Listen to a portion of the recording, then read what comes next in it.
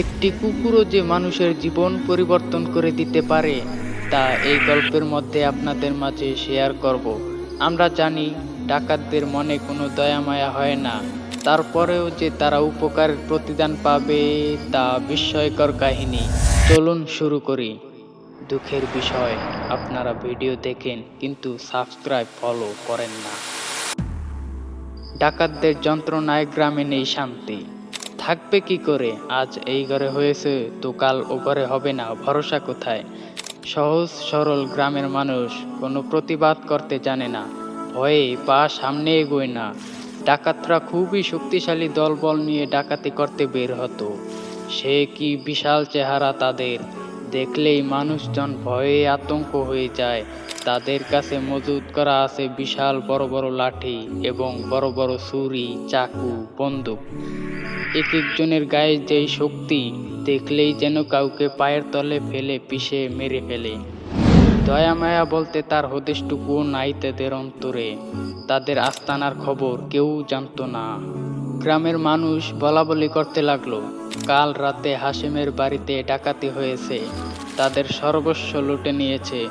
বেচারা হাশেম সারাদিন মাঠে কাজ করে ওইটুকু টাকা জমিয়েছে মেয়ের বিয়ে দেবেন বলে, এখন তাও আর হবে না। এভাবে চলতে থাকলে একদিন সবাইকে পথে বসতে হবে।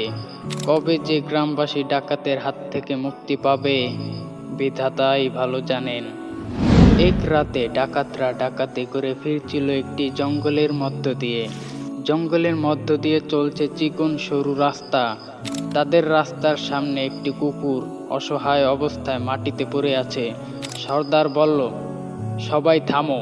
একটি কুকুরটি ক্ষুধার যন্ত্রণায় কাতরাইতেছে, মারা যাবে যাবে অবস্থা। কিছু খাবার বের করে কুকুরকে দাও আর পানি খেতে দাও। কুকুরটি খাবার খেয়ে কিছুটা সুস্থ হলো। তারপর কুকুরটিকে সেখানে রেখে ডাকাতরা চলে গেল। এরপর বেশ কিছুদিন কেটে গেল। ডাকাত সর্দার সবাইকে নিয়ে আলোচনায় বসলেন। এইভাবে সারাদিন ডাকাতি করে জীবন চালানো যাবে না, তাহলে একদিন ধরা খেতে হবে। কথায় আছে না, চোরের 10 দিন গৃহস্থের 1 দিন। ভাবছি বড় একটি দাও মেরে এই গ্রাম ছেড়ে চলে যাব। আর সেই জন্য আমরা আগামী ডাকাতিটা করব জমিদার বাড়িতে। একবার হয়ে গেলে সারা জীবন ডাকাতি না করে আরামসে জীবন পার করতে পারব। মজাই মজা, হা হা হা হা হা হা হা। তাহলে এই কথাই রইল, সবাই তৈরি থেকো। এরপর সেই দিন এসে গেল। তারা বেশ প্রস্তুতি নিয়ে হানা দিল জমিদার বাড়িতে। জমিদার বাড়ির সবাইকে বেহুশ করে লুট করতে লাগলো জমিদার বাড়ি। তারপর লুট করা সম্পদ নিয়ে পালিয়ে যেতে লাগলো ডাকাত দল। তাদেরকে দেখে পিছু করতে লাগলো এক সাহসী ছেলে। চারিদিকে খিটখিটে অন্ধকার, বড় মাঠ, জঙ্গল পেরিয়ে এলো গ্রামের শেষ প্রান্তের একটি জঙ্গলে।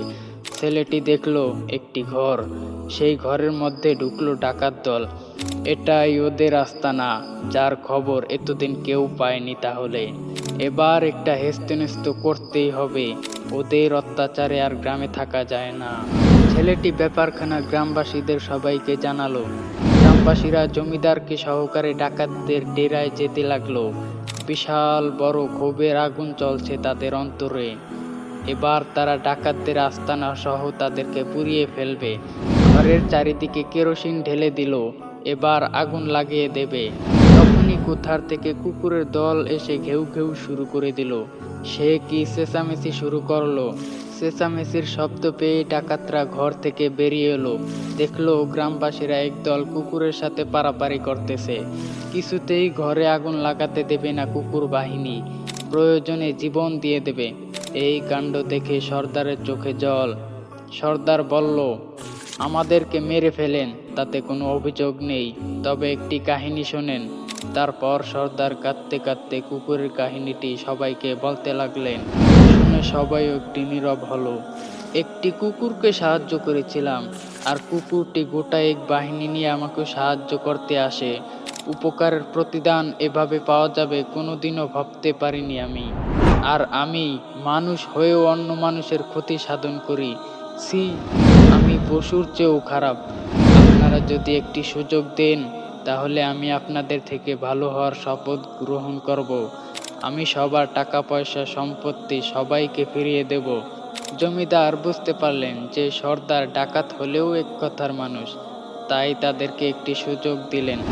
এরপর থেকে ডাকাত দল ভালো মানুষে পরিণত হলো এবং সুখে দুঃখে সবার পাশে থাকতে শুরু করলো। শিখার বিষয় হলো, উপকারের ফল কখন কোন দিক দিয়ে আসতে পারে তা বোঝা যায় না। অন্যকে উপকার করার মধ্য দিয়েই নিজের ভেতরে আত্মসুখ অনুভব করা যায়। কথায় আছে, কষ্ট করলে কেষ্ট মেলে, আর উপকার করলে প্রতিদান মেলে।